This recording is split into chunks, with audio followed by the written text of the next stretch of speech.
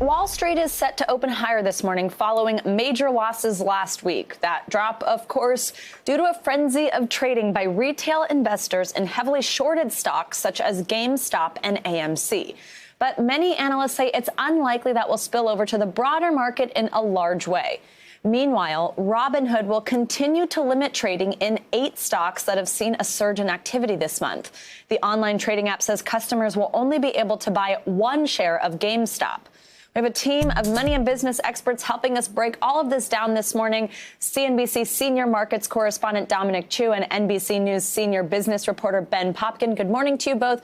Dom, I will start with you. So let's start with Robinhood. Their decision to limit trading on certain stocks made a lot of people quite upset last week, and they are continuing to do so to an extent today. So remind us what the limit looked like on Friday, and how's this going to impact Robinhood users today? All right, so those are great points here. So, Savannah, the easiest way to put this is way more stocks were restricted for trading on Friday.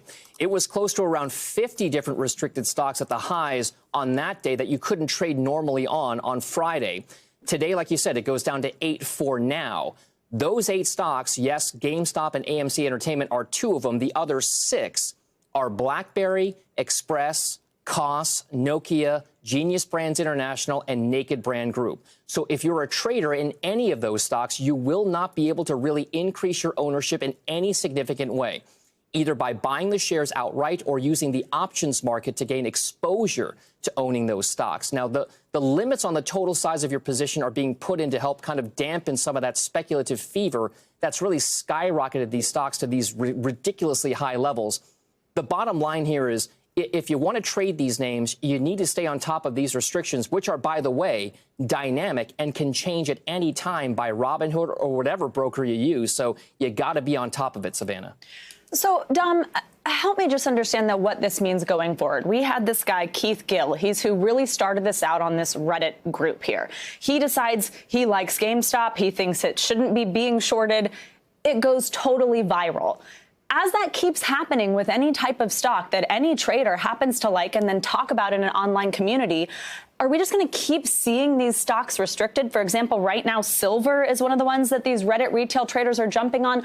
What's going to happen with that stock today? And what does this mean about the system if they're able to just shut it off? It's supposed to be this democratization, according to Robinhood themselves, of the stock market and trading. What does that mean?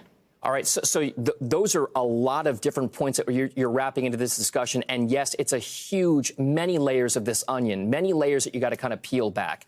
So there are a lot of questions, first of all, about whether or not the behavior that's happening on these internet chat boards is ethical, for one reason, or whether or not it's actually legal to kind of go in there and say, hey, I own this stock. You should all go in there and buy it. Let's run this thing up for, to these high levels, and then let's sell it, whatever.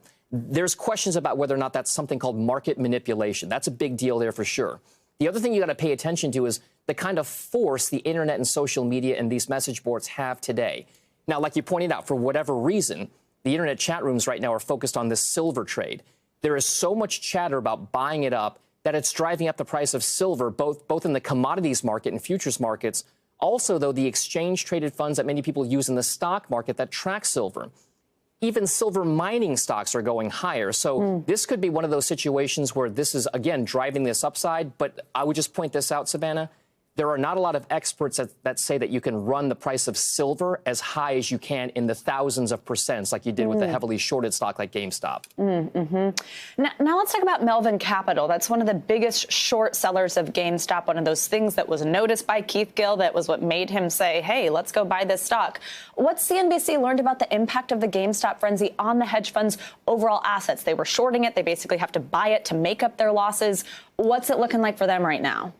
They got hit hard. There's no other way to put it. Melvin Capital got hit really hard in this, Savannah. They were one of those hedge funds, like you said, at the center of this so-called short squeeze that really forced traders to close out losing trades against GameStop by then buying shares at whatever the cost was. Whatever the cost was, it was in the market. You had to pay it no matter what, just to make sure you didn't lose even more money.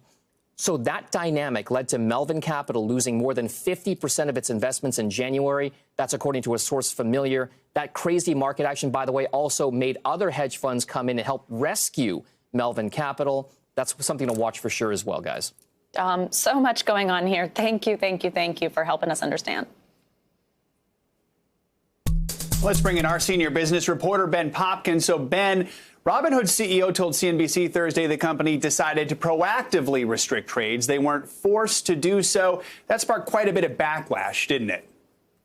Absolutely. There is online outrage. Robinhood is in some ways becoming the victim of its own success. The sort of outraged users that helped drive those trades are now sort of ripping the company apart a bit. Users say that they're leaving after they were restricted. There were small protests outside their headquarters.